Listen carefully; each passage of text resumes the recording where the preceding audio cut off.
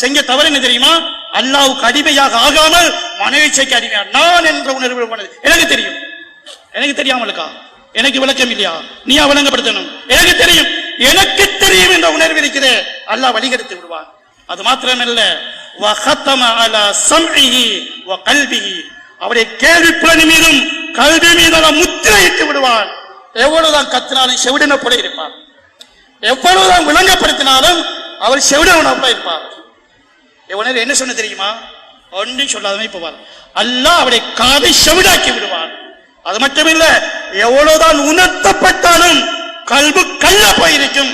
இந்த கல்புல கொஞ்சம் கூட அல்லாஹ் பயன் இறங்காது. அல்லாஹ் சீல் வைத்து விடுவான். ஏன் தெரியுமா? எனக்கு நீ அடிமையாகவில்லையே, உடைய மனைவி செய்தான உனக்கு மார்க்கம்.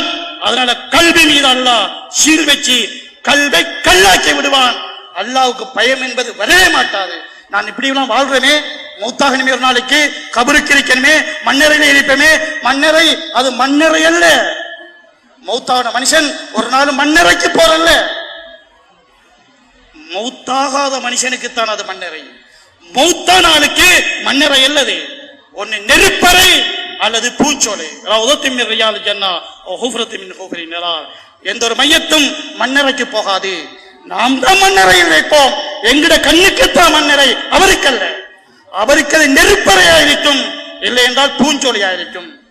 நெருப்பறையாகிவிட்டால் பேச்சுக்கள் என்ன, நான் போற போக்கு என்ன, பயம் வராது. அல்லாஹ்வுக்கு முன்னால் நிறுத்தப்படுவேன். ஒவ்வொரு பேச்சும் பார்வையும் நிறுக்கப்படும், பார்வையும் நிறுக்கப்படும், பேச்சும் நிறுக்கப்படும். அத்தான் மீசான். பயம் வருதா? பயம் வராது. அதை போட்டுட்டு போன்னு சொல்லுவான். ஏன்? அல்லாஹ் கல்வை கல்லாக்கி விடுகின்றான். கண்ணு மீது திரையை போட்டுருவான். உலகத்தில் என்ன நடக்குது பாத்தியா? குருடனை போல இருப்பான்.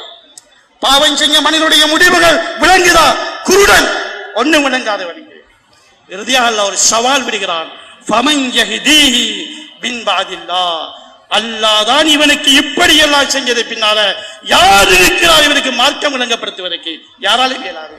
எவ்வளவு பெரிய மனுஷன் வந்து மார்க்கம் பேசட்டும், அவர் ஒன்றும் இல்லாத மனுஷனை பழிப்பிட்டு போவார், விளங்கவே மாட்டார். ஏன்? அல்லாஹ் முடிவு செஞ்சு விட்டான்.